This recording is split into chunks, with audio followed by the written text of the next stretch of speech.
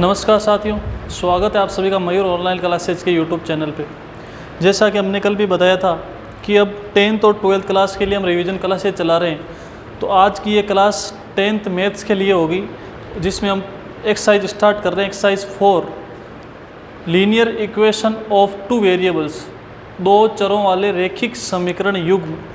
अच्छी प्रश्नावली है, 6 नंबर का बोर्ड के अंदर क्वेश्चन आता है। छोटी सी प्रश्नावली है, 2 लेक्चर के अंदर इसको समाप्त कर देंगे।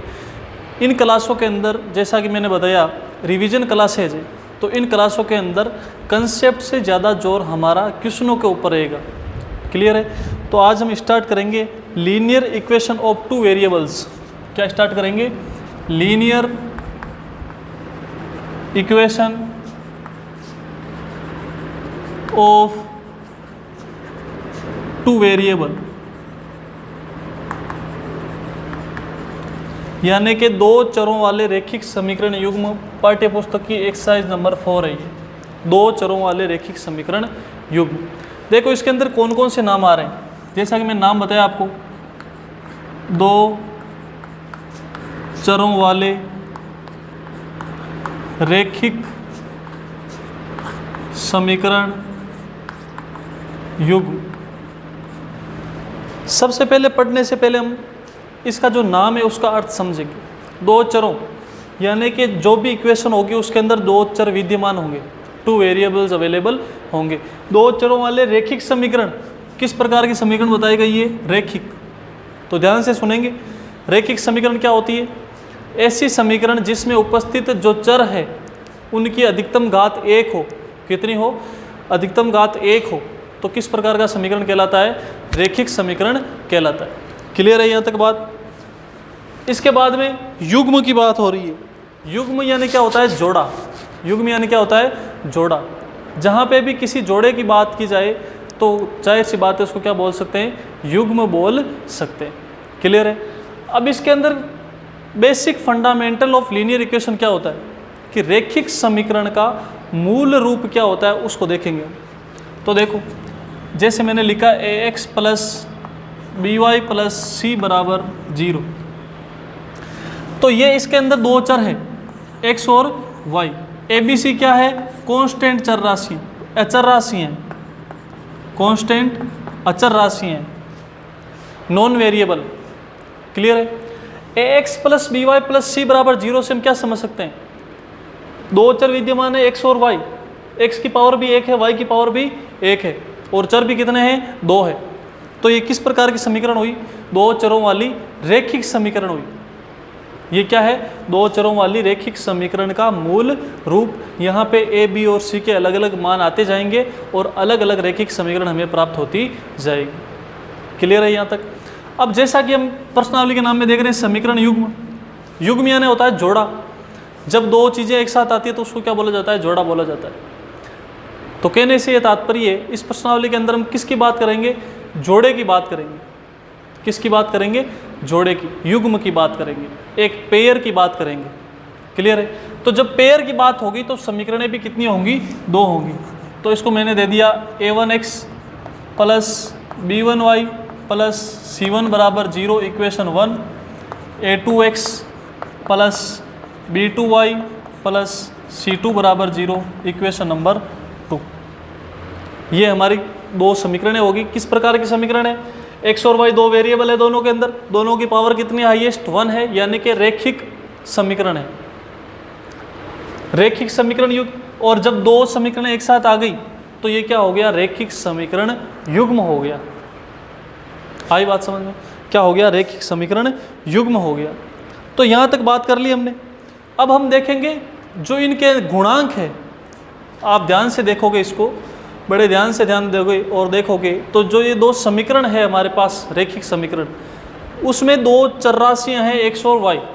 उनके अतिरिक्त a b c, a1 b1 c1, a2 b2 c2, ये क्या है? इनके गुणांक है। तो इनके गुणांकों के मध्य, बड़े ध्यान से ध्यान देंगे और सुनेंगे चीज़ों को, इनके गुणांकों के मध्य संबंधों से कैसे पता लगाया जाता है कि ये संगत है या असंगत। अब दो नाम हो रहा है इसके अंदर, संगत और असंगत। इसका भी अर्थ समझिए आप। एक तो है संगत और एक है असंगत। 1 नंबर का क्वेश्चन पूछा जाता है इसके अंदर। दो इक्वेशन दी हुई होगी आपको और पूछेंगे कि ये संगत रैखिक समीकरण युग्म है या असंगत रैखिक समीकरण युग्म है। क्लियर है डियर? अब संगत और असंगत से क्या तात्पर्य है?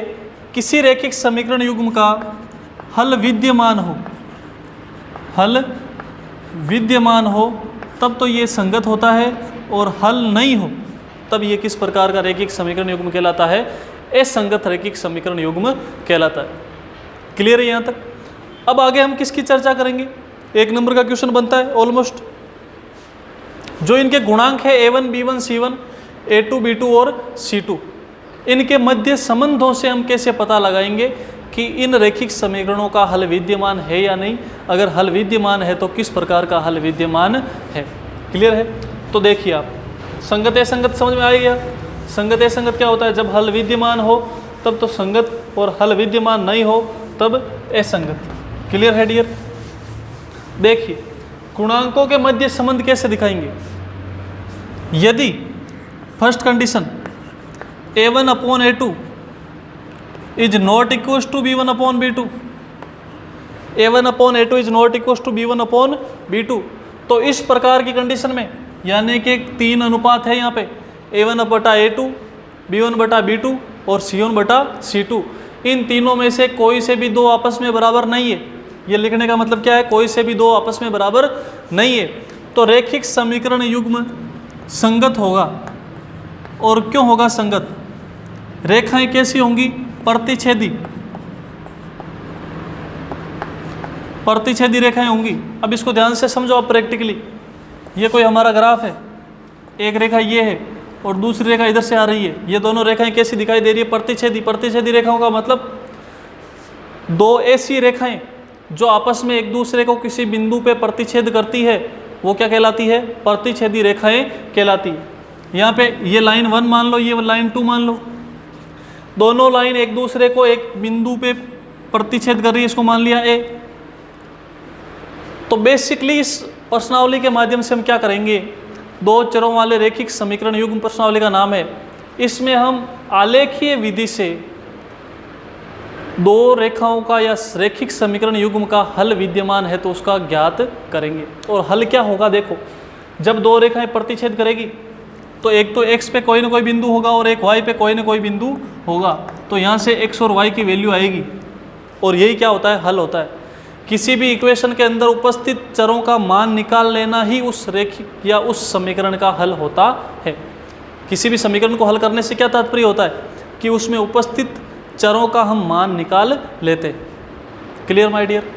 हाँ, तो देखिए, जब A1 बटा A2 is not equal to B1 बटा B2 या is not equal to C1 बटा C2, यानी कि कोई भी दो अनुपात आपस में बराबर नहीं है, तो रैखिक रेखाएं कैसी होंगी? प्रतिच्छेदी रेखाएं होंगी। और प्रतिच्छेदी रेखाओं को देख के बताइए आप मुझे, कितनी बिंदुओं पे काट रही है? दो रेखाओं का हल कब होता है? जब वो एक दूसरे को काटती है, उस बिंदु पे उनका क्या होता है? हल होता है। तो जब रेखाएं प्रतिच्छेदी है तो एक बिंदु पे काट रही है, दोनों प्रतिच्छेद कर रही है, तो हल भी कितना होगा? एक हल होगा। तो एक हल को क्या बोला जाता है? अद्वितीय हल। अद्वितीय यानी कि एक हल। तो जब रेखाएं A1 बटा A2 is not equal to B1 बटा B2 को सेटिस्फाई करती हो तो प्रतिच्छेदी रेखाएं होंगी, प्रतिच्छेदी होंगी तो अद्वितीय हल होगा। कैसे होगा? प्रैक्टिकली बता दिया है, वहाँ से चित्र को देखोगे समझ में आ जाएगा। और जब अद्वितीय हल होगा यानी कि कोई न कोई हल विद्यमान होगा, तो रेखाएं कैसी होंगी? संगत होगी। ये बात मैंने पहले भी बताई थी। जब किसी रैखिक समीकरण युग्म का हल विद्यमान हो तो वो किस प्रकार का रैखिक समीकरण युग्म होता है? संगत रैखिक समीकरण युग्म होता है। Clear my dear? ये हो गई first condition. Condition number second, जब A1 बटा A2 is equal to B1 बटा B2 is not equal to C1 बटा C2, जब A1 बटा A2 is equal to B1 बटा B2 is not equal to C1 बटा C2, इसको देखोगे तो क्या समझ में आएगा आपको? कि एक बार तो अनुपात बराबर है और एक बार अनुपात बराबर नहीं है। इस प्रकार की कंडीशन में यदि आप इस प्रकार की रेखाओं का ग्राफ बनाओगे तो दो समांतर रेखाएं मिलेगी।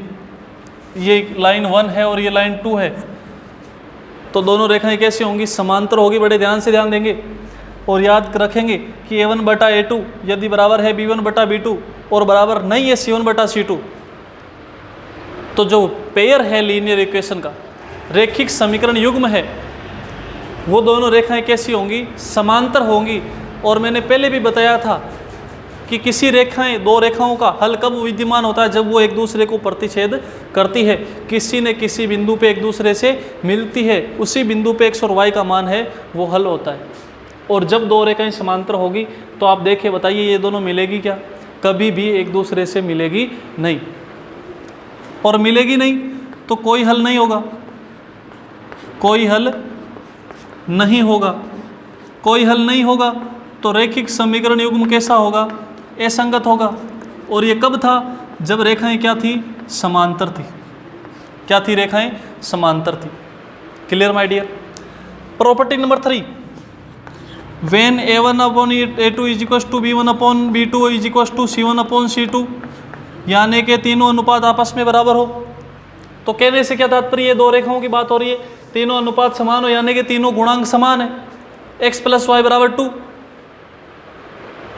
2x प्लस 2y बराबर 4, इनका अनुपात निकालोगे तो बराबर आएगा। Clear my dear? तो कहने का मतलब, एक रेखा आ गई, रेखा का समीकरण कब बनता है? अभी हम आगे क्वेश्चन करेंगे आलेखीय विधि से, ग्राफ के माध्यम से, तो हम रेखा बनाएंगे। तो रेखा कब बनती है? x और y के मानों पे बनती है। और जब दोनों के अनुपात ही समान हो, यानी कि दोनों रेखाएं ही समान एक्चुअल के अंदर, भाई दो रेखाओं के अनुपात समान हो या गुणन, उनके गुणांक समान हो, अनुपातिक रूप से समान हो, किसी भी प्रकार समान हो, तो एक्चुअल में दोनों रेखाएं तो एक ही होंगी। आगे क्वेश्चन करेंगे तो अच्छे से समझ में आपको आएगा। तो एक रेखा तो ये हो गई, और दूसरी रेखा भी इसके ऊपर आ रही है। बड़े ध्यान से ध्यान देंगे, इसको अच्छे से समझेंगे। जब तीनों अनुपात समान हो, a1 बटा a2 is equal to b1 बटा b2 is equal to c1 बटा c2, तो रेखाएं कहलाती है संपाती। जब एक रेखा दूसरी रेखा के ऊपर से होकर गुजरती है, एक रेखा दूसरी रेखा के ऊपर से होकर गुजरती है, तो रेखाएं कैसी कहलाती है? संपाती रेखाएं कहलाती है। तो एक रेखा दूसरी रेखा के ऊपर से। अब हल की बात करते हैं। तो हमने पहले भी चर्चा की कि किसी भी रैखिक समीकरण का या किसी भी रेखा का हल कब होता है? जब दो रेखाएं आपस में मिलती है, किसी बिंदु पे एक दूसरे को टच करती है, किसी बिंदु पे एक दूसरे को प्रतिच्छेद करती है। तो ये तो प्रत्येक बिंदु पे एक दूसरे को प्रतिच्छेद कर रही है, या प्रत्येक बिंदु पे एक दूसरे को स्पर्श कर रही है।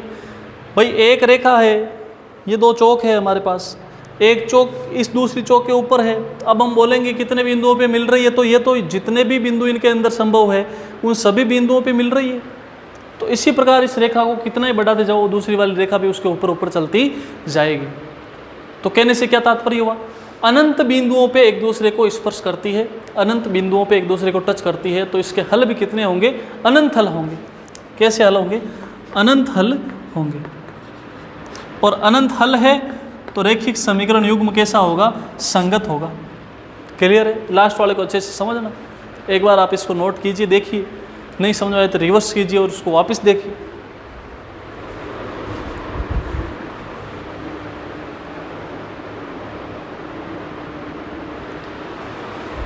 तो ये तो हमने बात की किसी रैखिक समीकरण युग्म में के गुणांकों के मध्य तुलनात्मक अध्ययन से हम कैसे पता लगाएंगे क्वेश्चन को दूसरी विधि से सोल्व करने से पहले कि इसका हल है या नहीं है, और अगर हल है तो किस प्रकार का हल है। तो इसके माध्यम से हम किसी भी रैखिक समीकरण युग्म के हल की प्रकृति का पता लगा सकते हैं। क्लियर है?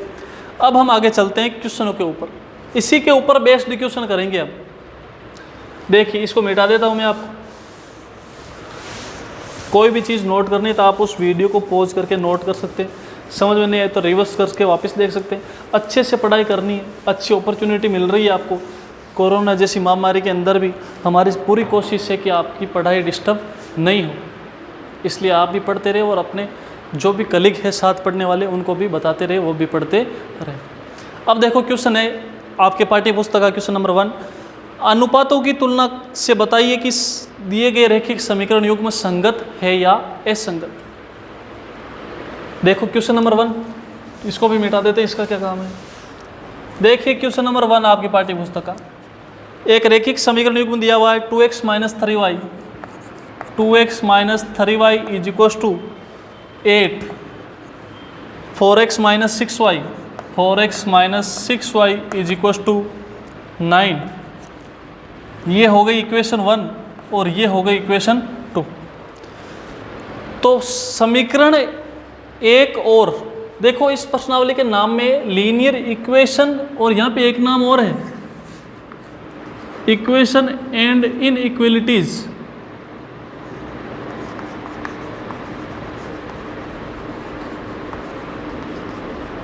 इस बार सिलेबस में नहीं है, लेकिन इसकी भी चर्चा हम करेंगे। ए समीका, इसकी लास्ट में चर्चा करेंगे अब। क्लियर? तो हम बात कर रहे थे क्वेश्चन की। क्वेश्चन दिया हुआ है, एक रैखिक समीकरण युग्म दिया हुआ है और पूछा है कि इसके गुणांकों की तुलना करके बताइए कि ये रैखिक समीकरण युग्म संगत है या असंगत है। तो सबसे पहले तो आप मुझे बताइए कि संगत कब होगा? जब किसी रैखिक समीकरण युग्म का हल विद्यमान होगा तो कैसा होगा? वो संगत होगा। और जब हल विद्यमान नहीं होगा तो कैसा होगा? वो असंगत होगा। आ रही बात समझ? तो गुणांकों की तुलना कीजिए। इसमें a1 का मान क्या है? समीकरण किस रूप में होती है? a1x प्लस b1y बराबर c1। क्लियर है? a1 बराबर है 2, a2 बराबर है 4, b1 बराबर -3, b2 बराबर -6, c1 बराबर 8, c2 बराबर 9। अब इसके अंदर ध्यान देने वाली चीज़ें क्या है? c1 और c2 दोनों उस तरफ है तब तो ठीक है, एक उस तरफ है और एक इस तरफ है, तो सबसे पहले तो दोनों को एक तरफ लिखना पड़ेगा क्योंकि चिन्ह का फर्क पड़ेगा उससे। और जहाँ पे भी माइनस है उस माइनस को आपको साथ ही लिखना है, क्योंकि जो हमने basic fundamental of linear equation पढ़ा, रैखिक समीकरणों के मूल रूप पढ़े, उसके अंदर सारे चिन्ह किसके होते हैं? प्लस के होते हैं। तो जहाँ पे भी माइनस हो आप उसको साथ लेके चलिए। क्लियर है? अब a1 a2 b1 b2 c1 c2 के मान हमारे पास है, इसको पुट कर दीजिए। a1 बटा a2 -3 बटा -6 8 बटा 9। देखिए इसको 2 का भाग जा रहा है 1 बटा 2, माइनस माइनस प्लस 3 का भाग 1 बटा 2, इसमें कोई भाग नहीं जा रहा है, ये बराबर नहीं है, ये दोनों बराबर है। तो एक्चुअल में ये कैसा होगा? इसको स्पष्ट रूप से लिखूँ 1/2 बराबर 1/2 इज नॉट इक्वल टू 8/9। बड़े ध्यान से ध्यान देंगे और समझेंगे। अनुपातों की तुलना की हमने, जो जहाँ पे कट रहे हैं, जहाँ पे भाग जा रहा है वहाँ पे भाग लगा दीजिए आप। फिर हमें देखने को क्या मिला?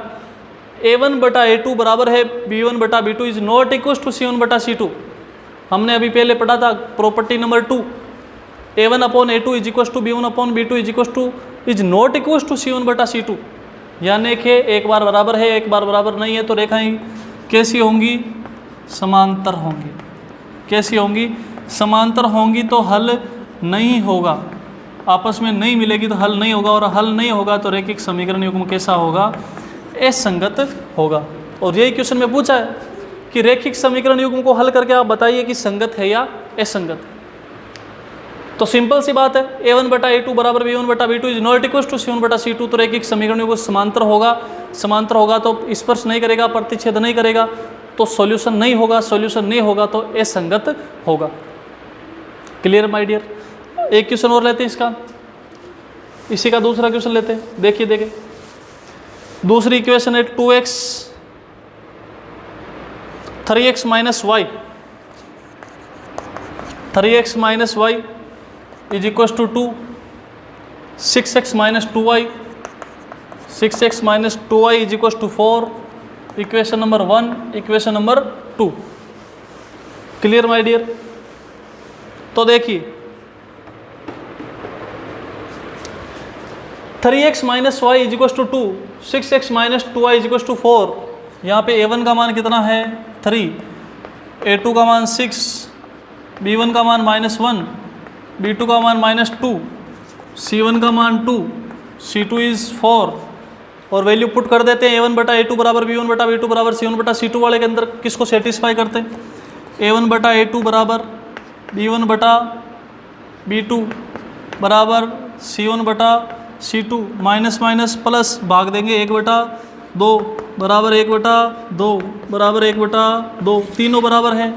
तीनों बराबर में कौन सी कंडीशन बताई थी? प्रॉपर्टी नंबर 3, जब a1 बटा a2 बराबर है b1 बटा b2 बराबर c1 बटा c2 तो रैखिक समीकरण युग्म संपाती होता है, यानी कि अनंत हल होते हैं, और हल होते हैं तो रैखिक समीकरण युग्म कैसा होता है? संगत होता है। Clear my dear? तो एक्चुअल में आइडिया लगाना क्वेश्चन कैसे करना है, आपको इन क्लासों के माध्यम से यही देखना है कि कोई भी कंसेप्ट भूल गए तो वापस से रिवाइज हो जाए वो, और कोई क्वेश्चन नहीं आए तो आप बता सकते हो हमें, मयूर स्कूल के फेसबुक पेज पे भी मैसेज कर सकते हो, और हमारी संपूर्ण कोशिश रहेगी कि आपकी समस्या का समाधान किया जाए, बेशर्ते आप मेहनत से पढ़ाई कर रहे हो। देखिए अगला क्वेश्चन। तो इस प्रकार का कोई भी क्वेश्चन अब उम्मीद है कि आप कर सकते हो। A1 बटा A2, B1 बटा B2 और C1 बटा C2 के आनुपातिक विश्लेषण से आप ये पता लगा सकते हो कि रैखिक समीकरण युग्म संगत है या असंगत। तो देखिए अब इस प्रश्नावली के अंदर सबसे इंपॉर्टेंट क्वेश्चन है, आलेखीय विधि से किसी रैखिक समीकरण युग्म का हल ज्ञात करना। 6 नंबर का क्वेश्चन ऑलमोस्ट बोर्ड एग्जाम में पूछा गया है, पूछा जाता है, पूछा जाएगा। तो इसकी बात करेंगे हम अगली क्लास में। अब हम एक छोटा सा कंसेप्ट और ले लेंगे, ये क्लास लंबी नहीं हो इसलिए। असमीका क्या होती है एक्चुअल में, इनइक्वालिटीज़ क्या होती है, देखिए इसकी चर्चा कर लेते हैं। इस बार सिलेबस में नहीं है ये टॉपिक, लेकिन थोड़ा सा आइडिया जनरल नॉलेज के लिए हम ये पता लगा लेते हैं।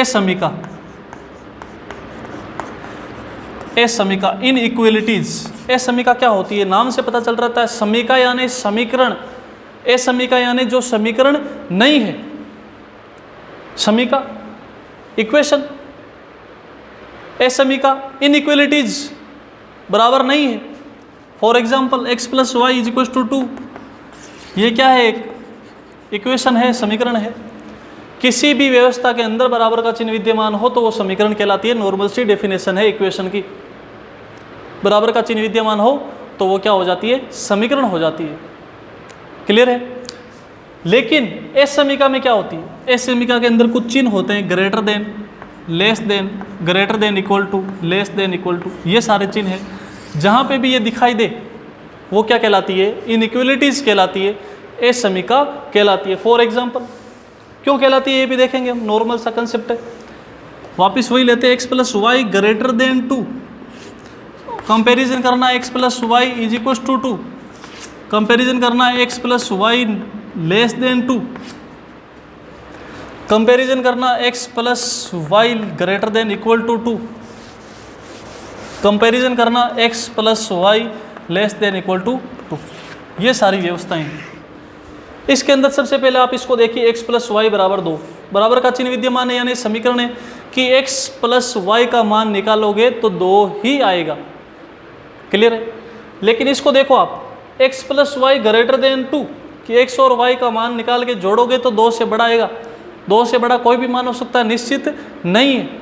2 से बड़ा 2.1 से लेकर अनंत तक कुछ भी हो सकता है, मान निश्चित नहीं है। इसलिए इसको क्या बोला जाता है, इनइक्वालिटीज। असमीका बोला जाता है, समीकरण नहीं है, बराबर नहीं है। x plus y less than 2, x plus y का मान 2 से छोटा, 2 से माइनस अनंत तक कुछ भी हो सकता है, निश्चित नहीं है। x plus y less than equal to 2, कि x प्लस वाई का मान है वो या तो छोटा है या बराबर है, निश्चित नहीं है। इसलिए क्या है, इनइक्वालिटीज है। x plus y greater than equal to 2, x और y का मान जोड़ने पे 2 से बड़ा भी हो सकता है, 2 के बराबर भी हो सकता है, निश्चित नहीं है। तो जहाँ पे भी जो व्यवस्था दी गई है और वो निश्चित नहीं है तो उसको हम क्या बोलते हैं, इनइक्वालिटीज बोलते हैं, असमीका बोलते हैं।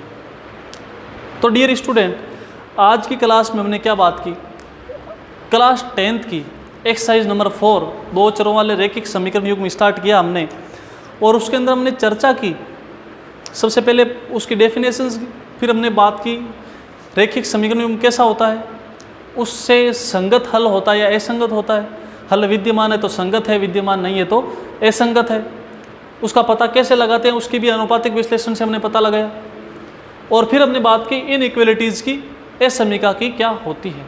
अब हमारे इस प्रश्नावली में कंसेप्ट बचता है मोस्ट इंपॉर्टेंट कंसेप्ट, किसी रैखिक समीकरण युग्म का आलेखीय विधि से हल ज्ञात करना, यानी कि किसी रैखिक समीकरण का आलेखीय विधि से उसके x और y का मान ज्ञात करना, जो कि हम अगली क्लास में करेंगे। और बहुत ही इंपॉर्टेंट कंसेप्ट है, 100% बोर्ड एग्जाम के अंदर 6 नंबर का क्वेश्चन, 5 नंबर का क्वेश्चन पूछा जाएगा। क्लियर। आज के लिए इतना ही, धन्यवाद।